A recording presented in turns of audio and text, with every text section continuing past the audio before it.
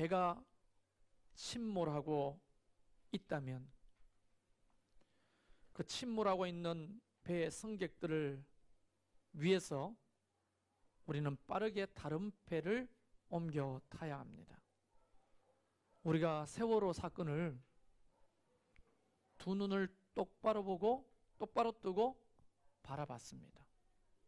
침몰하는데도 불구하고 구조하고 다른 배로 옮겨 태우지 아니했을 때 그 결과가 얼마나 비참한지. 교회는 함께 하나님의 뜻을 이루는 운명 공동체이고 또한 항해하는 배입니다. 그 교회는 침몰하는 배입니다. 더 이상 교회 간판을 달고 십자가를 세워둘 의미와 가치가 엿보이지 않습니다. 삐뚤어진 배 안에, 우리는 배 안에 있는 방 안에 액자가 비뚤어졌다고 액자를 바르게 한들 그게 무슨 소용이 있겠습니까? 배가 비뚤어졌는데. 교회가 침몰해 가는데 여러분의 개인의 신앙을 열심히 한다고 그게 무슨 소용이 있겠냐고요. 그러므로 우리 교회는 다른 배를 갈아타야 합니다. 교회가 건강해야 성도가 건강합니다.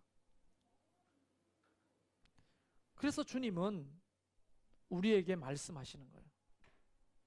예배, 지난주에 말씀드렸죠? 레이투르기야, 예배입니다. 전도, 케리그마, 교육, 디다케, 친교, 코이노니아. 이 네 가지를 엮어내는 것이 바로 봉사와 섬김인 디아코니아입니다. 교회는 우리끼리 하는 것과 세상을 향해 하는 것이 균형 잡혀 있어야 합니다. 모든 사명을 통합하고 깨는 것이 디아코니아, 곧 섬김과 봉사라고 지난주에 계속 말씀드렸습니다. 이것이 예수님의 중심 사상이고 교회의 본질입니다. 나중에도 이야기하겠지만 봉사가 없는, 섬김이 없는 코이노니아는 동아리 뿐입니다. 여러분의 목장이 교회인지 동아리인지를 잘 구분해야 돼요. 하나님은 자기 아들 예수를 죽이시면서까지 그 피로 값주고 사신 것은 동아리가 아니라 뭐죠? 교회입니다. 하나님은 교회를 세우시지 동아리를 세운 게 아닙니다. 만약 우리끼리 먹고 함께 기도하고 우리를 안위하고 서로 격려하는 것만 할 것 같으면 배드민턴 동아리나 등산 동아리나 뭘 만드는 동아리나 노래 동아리에 가면 훨씬 더 재밌습니다. 교회는 그것만 하는 곳이 아니에요. 그것이 필요 없다는 말이 아닙니다. 디아코니아가 없는 코이노니아는 동아리라는 거예요. 디아코니아가 있을 때 코이노니아도, 친교도 아름다워질 수 있고 생산적이고 하나님 나라를 위해서 쓰는 거예요. 그 에너지를. 마태복음 22장 읽어보면 율법사가, 성경에 능통한 율법사가 예수님께 물어요. 율법 중에서 제일 중요한 게 뭡니까? 그 말은 하나님의 말씀 중에서 제일 중요한 게 뭡니까? 하나만 뽑아줘 보십시오. 이런 아주 어려운 질문을 예수님께 던졌습니다. 그들의 목적은 예수님을 실수하게 해서 걸려 넘어지도록 하는 것이 목표였어요. 근데 예수님이 37절과 40절에 이어서 이렇게 말씀하십니다. 네 마음을 다하고 목숨을 다하고 뜻을 다하여 주 너의 하나님을 사랑하라 하셨으니 이것이 크고 첫째 되는 계명이요 둘째도 그와 같으니. 여러분 이 말을 놓치면 안 돼요. 둘째도 뭐와 같다고요? 첫째와 같으니. 첫째 말씀이 앞으로 지금 이야기하려고 하는 둘째 말씀과 첫째 말씀이 각각 하나하나가 아니라 똑같다는 말씀이에요. 그 두 번째 말씀이 내 이웃을 내 자신같이 사랑하라 하셨으니, 이 두 계명이 온 율법과 말씀이죠. 선지자의 강령이니라. 성경이 모래알이면 이걸 체에 넣고 막 흔들어서 마지막에 남는 말씀이 뭐냐? 바로 이 말씀이라는 거예요. 하나님 사랑, 이웃 사랑. 이것은 각각 다르다, 같다, 뭐라고 말씀하시는 거예요? 같다고 말씀하시는 거예요, 주님이. 우리는 그동안에 종교 활동에 빠져서 하나님을 잘 섬겼는데 이웃, 그 다음에 열방의 선교, 이거 감당하지 못하면 그거는 반쪽짜리라는 거예요. 다시 말하면 내적 코이노니아, 우리끼리 사랑하고 섬기고 서로 기도해주는 이 내적 코이노니아, 이것이 외적 디아코니아, 세상을 사랑하고 이웃을 사랑하는 것과 똑같은 것이 되어야 한다는 거예요. 이게 주님이 교회를 향하신 명령이라는 거예요.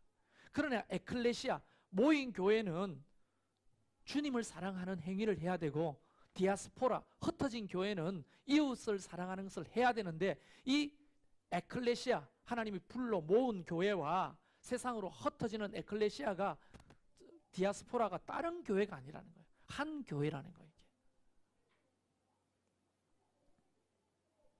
목사님 말씀이 너무 지나친 거 아닙니까? 그 교회가 어떻게 침몰해가는 교회입니까? 9개 목장이 침몰해가는 교회라고 말씀하시는 건 너무 지나친 거 아닙니까? 우린 나름대로 열심히 모이고 열심히 기도하는데요. 여러분, 제 말이 아닙니다. 성경에 하나님을 그토록 사랑하고 내적 코이노니아가 된다면 외적 디아코니아를 할 때 이 내적 모여서 하는 코이노니아가 가치가 발생하는 거예요. 교회 밖에는, 세상의 모임은요, 얼마든지 코이노니아 가능하잖아요. 디아코니아가 없는 코이노니아가 얼마나 많이 합니까? NGO 단체가 얼마나 많고 봉사단체가 얼마나 많습니까? 세상도 그러한데 교회가 그것을 하지 못하면 어떻게 교회가 될 수가 있느냐는 거예요. 그런 의미에서 교회는 좀 침몰하고 있는 거예요.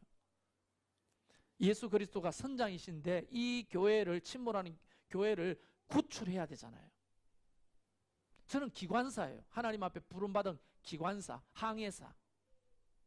선장이 시키는 대로 해야 되는데 이 항해사가, 또 목자 목녀들이 뭐예요? 항해사, 같이 이 배를 이끌고 가는 항해사 아닙니까?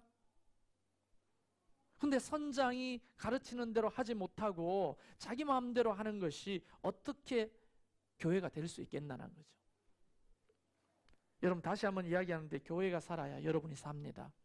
이 말은 영혼이 잘 돼야 범사가 잘 되는 거예요. 여러분이 영혼이 병들고 하나님 말씀에 삐뚤어져 있으면 범사가 되는 것처럼 보여도 그것은 종국의 멸망이라는 거예요.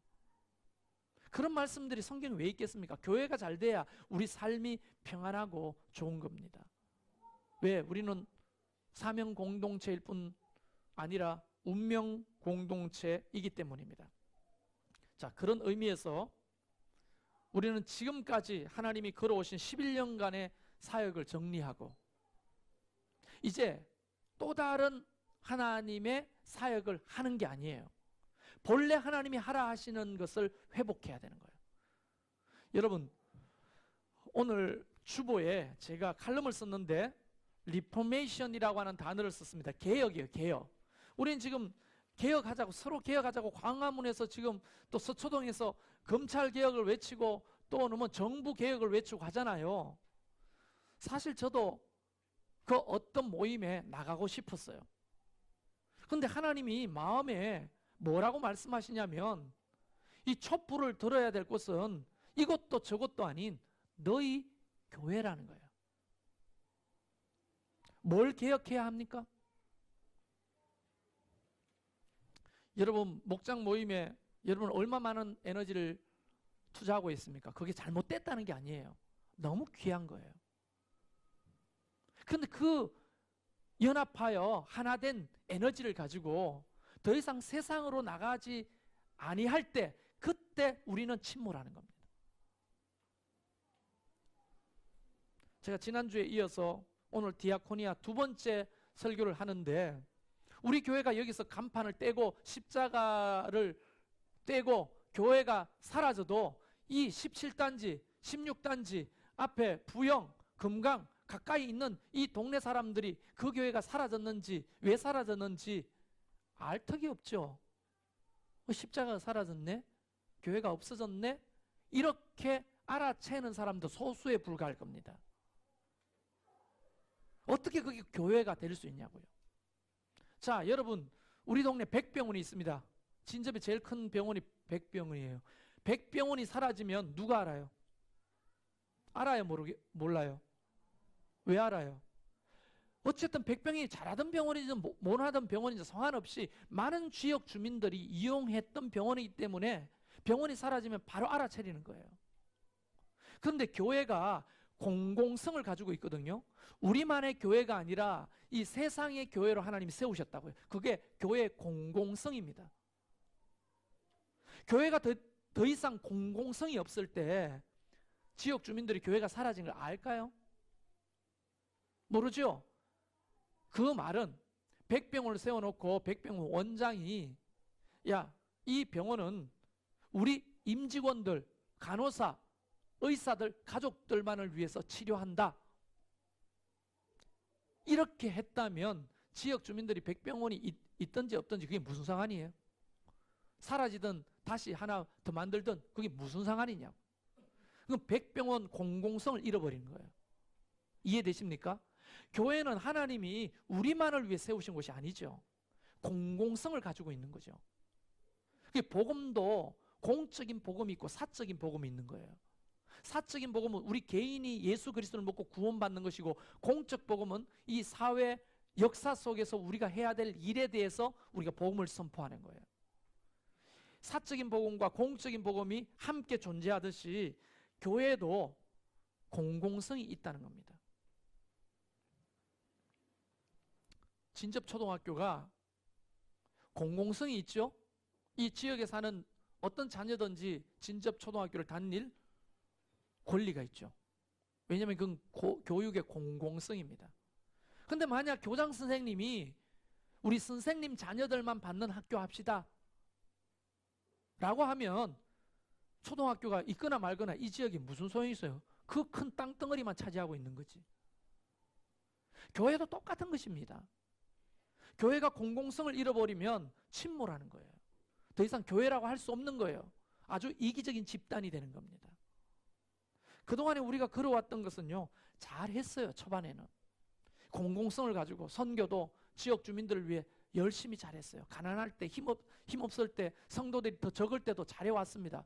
그러다가 어떤 순간 무슨 사건 때문에 그런지 몰라도 점점 우리 교회는 이기적으로 변해가고 그저 흉내만 내는 거예요. 여러분, 국민이 다 좋아하는 과자 중에 새우깡이 있습니다. 새우깡. 새우 맛만 나는 깡이라면 여러분 사 먹겠어요? 거기 4%인가 6%의 새우가 포함되어 있어요.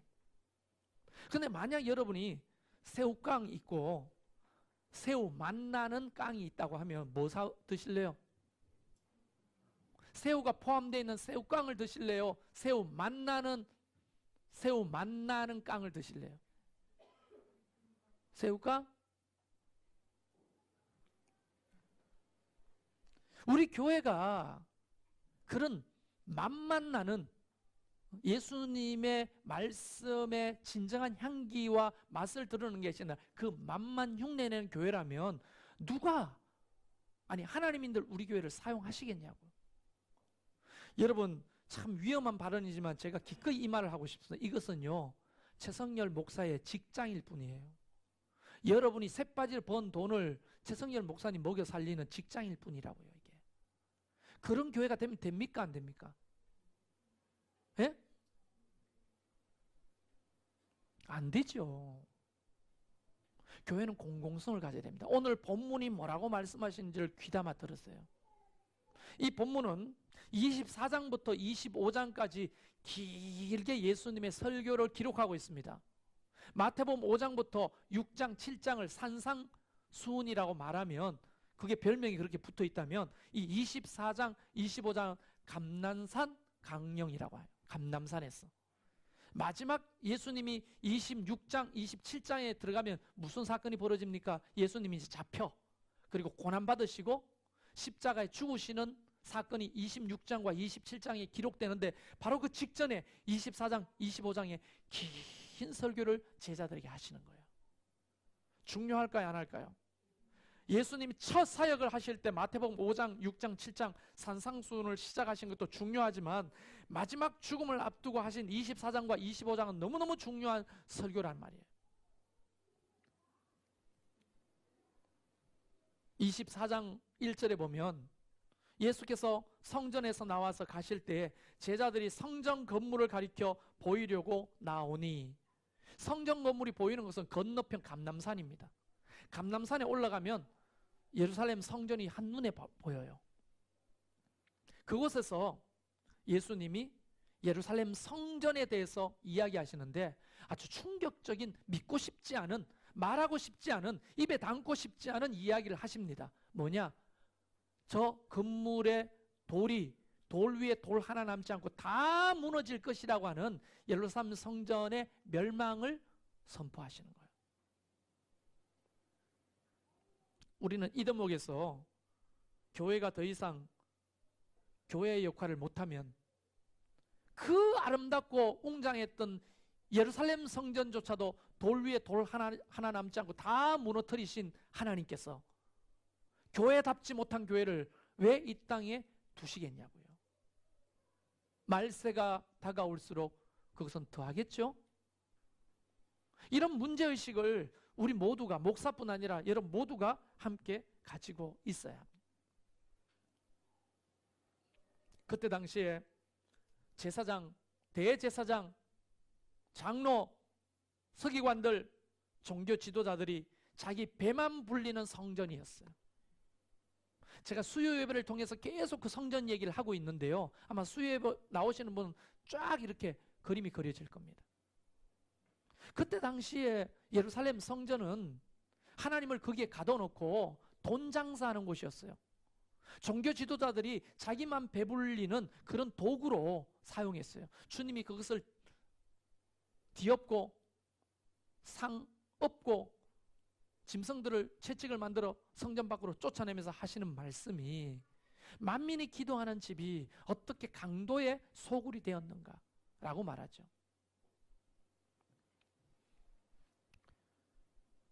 그때나 지금이나 주님은 똑같은 생각을 하고 계시지 않을까요? 여러분, 여기서 단체인 우리 교회만 생각하지 말고 교회가 저와 여러분이라는 사실을 기억하면서 경청해 주시길 바라요. 교회가 저와 여러분이 교회입니다. 여러분 신앙생활을 제대로 하고 있는지를 점검해야 되는 거예요. 흉내만 내면 안 된다는 거예요. 직분이 뭐든지 상관없습니다. 목사든 장로든 권사든 목자든 목녀든 목부든 상관없이 어떤 직분을 가지고 있든지 우리는 가짜일 가능성이 높습니다. 그래서 주님은 성전 건축에, 성전 건물을 무너뜨리는 이런 예고를 하시면서 성도 제자들이 깜짝 놀라게 된 거죠. 그리고는 24장 44절에 이러므로 너희도 준비하고 있으라. 생각하지 않을 때 인자가 오리라. 우리를, 저와 여러분에게 뭐 하라고요? 준비하고 있으라는 거예요. 준비하고 있으라. 자, 이 준비하고 있으라는 소리를 가슴에 담아놓고 다음 설교를 들어보십시오. 25장에 이제 넘어옵니다. 25장에 넘어오면 세 가지 비유 설교가 있어요. 첫 번째가 뭐냐? 여러분이 잘 아는 열처녀 비유입니다. 신랑이 오는데, 잔치에 신랑이 오는데 신랑이 밤늦게 오는 거야. 전화기가 있으면 몇 시쯤 도착한다고 소식을 전했을 텐데 언제 올지 몰라. 그래서 열처녀가 신랑을 기다리는 거예요. 근데 나머지 9명은 들러리예요. 한 명은 신부고.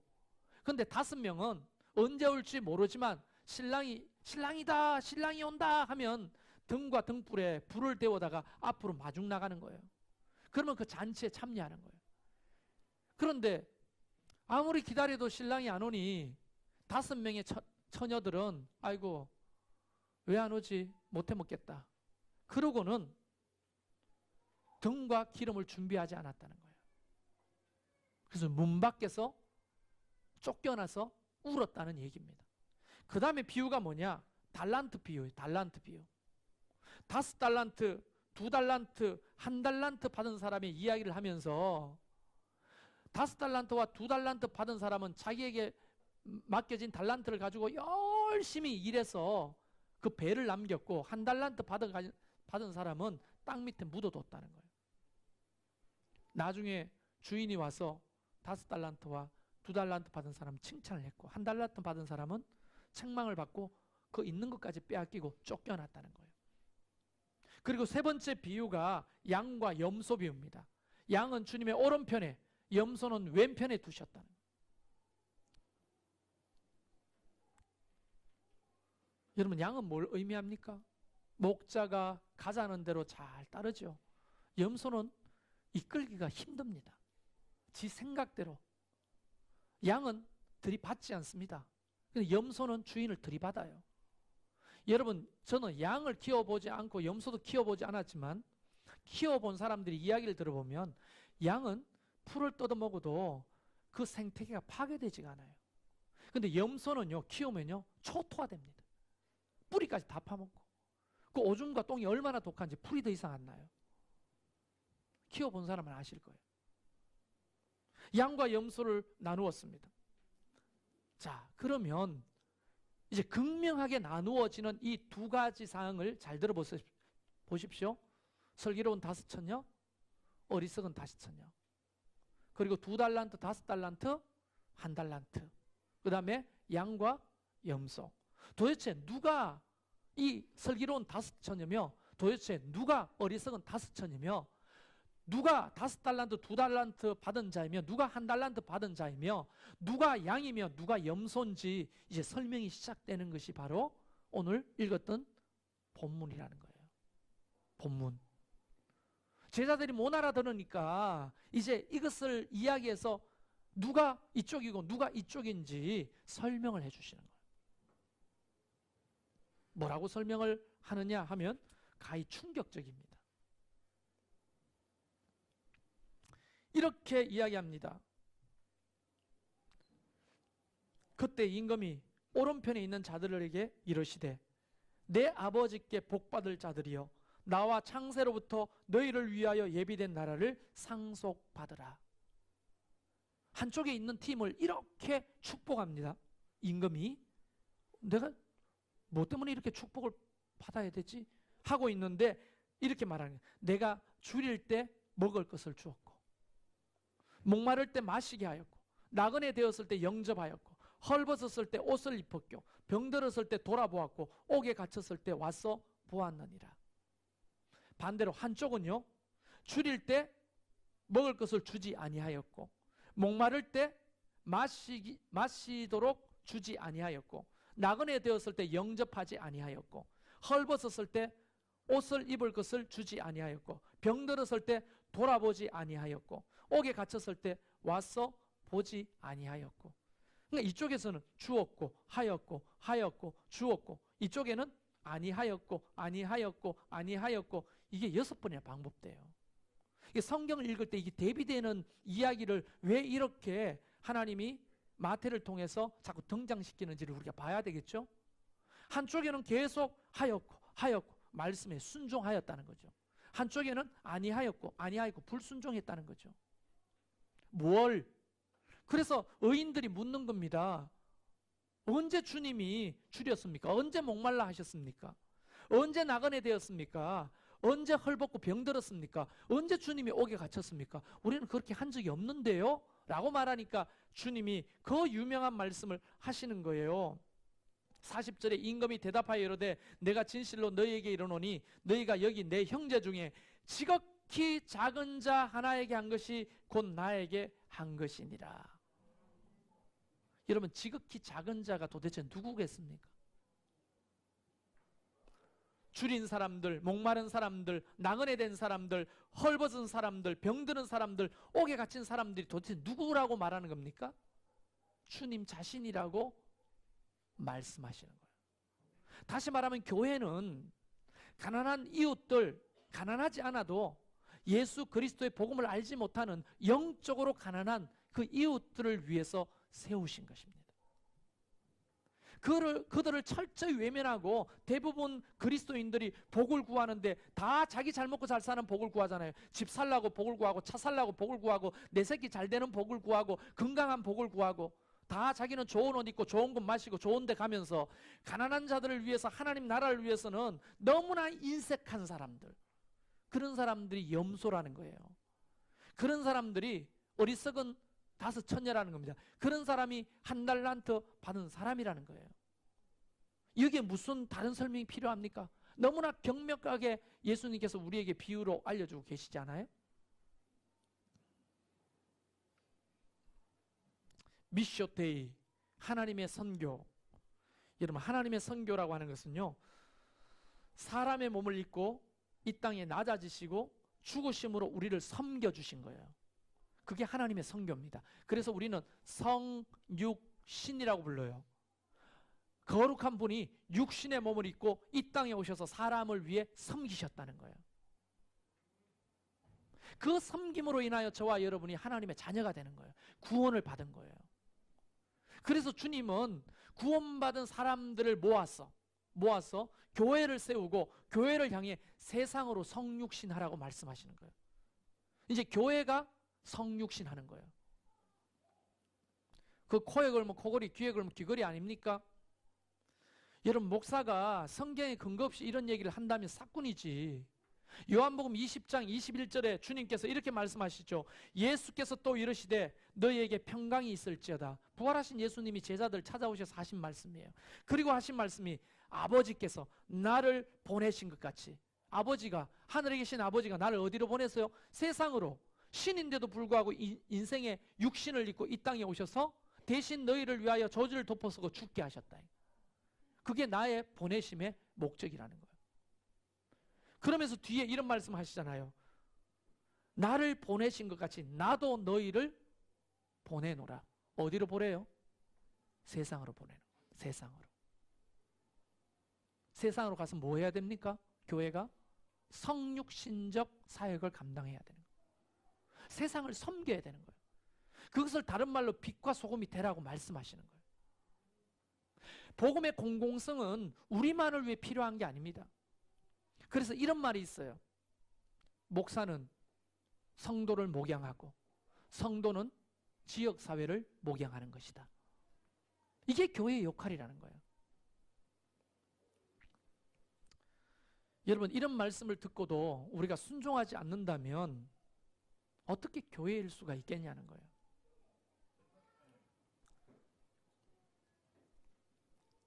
여러분, 잘 들어보십시오.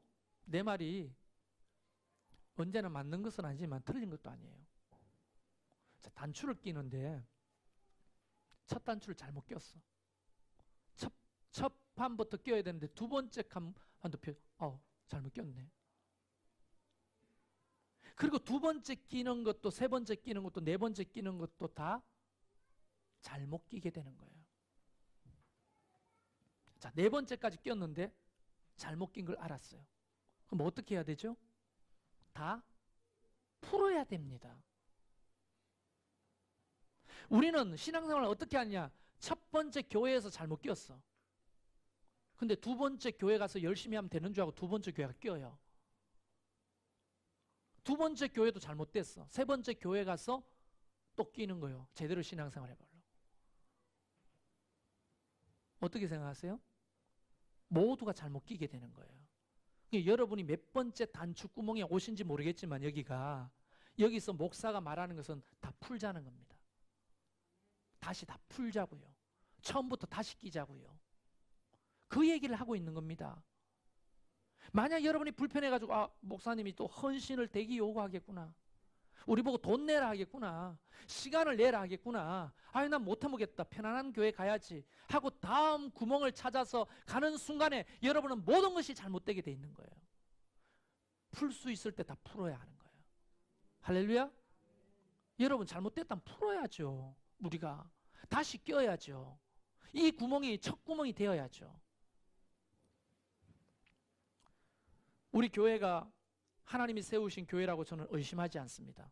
하나님의 교회입니다. 할렐루야. 여러분도 하나님이 불러주신 성도라고 저는 100% 확신합니다. 그럼 하나님이 이 공동체를 통해 하고 싶어 하시는 일은 세상이 만들어 놓은 멋진 것이 아니에요. 다시 성경으로 돌아가는 거예요. 성경에서 교회를 세워서 하나님 뭐 하고 싶어 하는지를 우리가 다시 봐야 하는 겁니다. 그래서 우리가 잘못됐다면 빨리 풀어야 돼요. 다 풀어야 돼요. 힘들어도. 그리고 첫 단추부터 다시 끼워야 되는 거예요. 그걸 내년부터 시작해 보려고 하는 겁니다.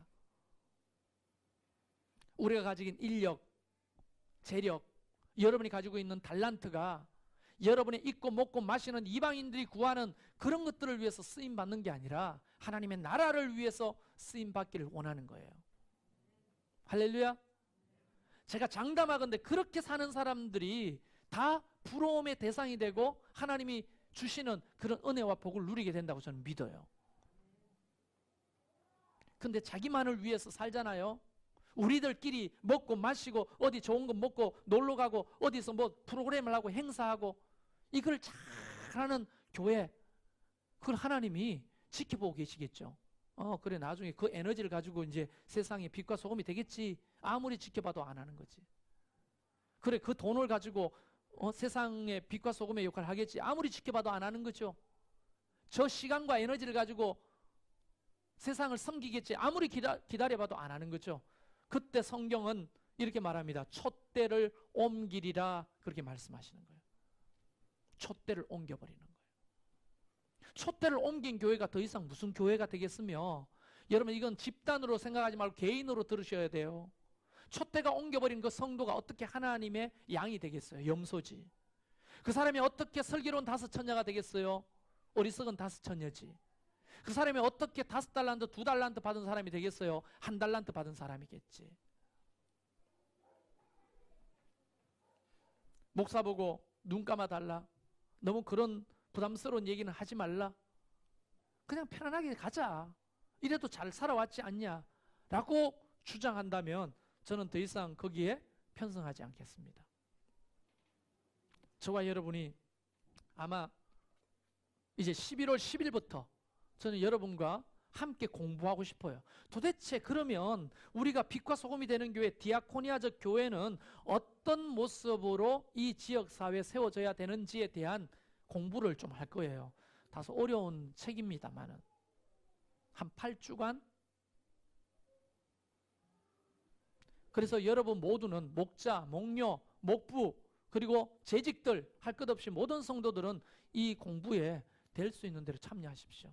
지금 제 계획은 오후 2시 3공부 시간에, 또 수요일 오전 공부 시간에 이 공부를 8주 동안 함께 하려고 합니다. 그리고 답사도 갈 거고 그 목사님의 강의도 들어볼 겁니다. 먼저 디아코니작 교회를 잘하는 교회 목사님의 이야기도 들어보고 그런 교회를 탐방해가 보기도 봐야 되잖아요. 우리는 잘 모르니까.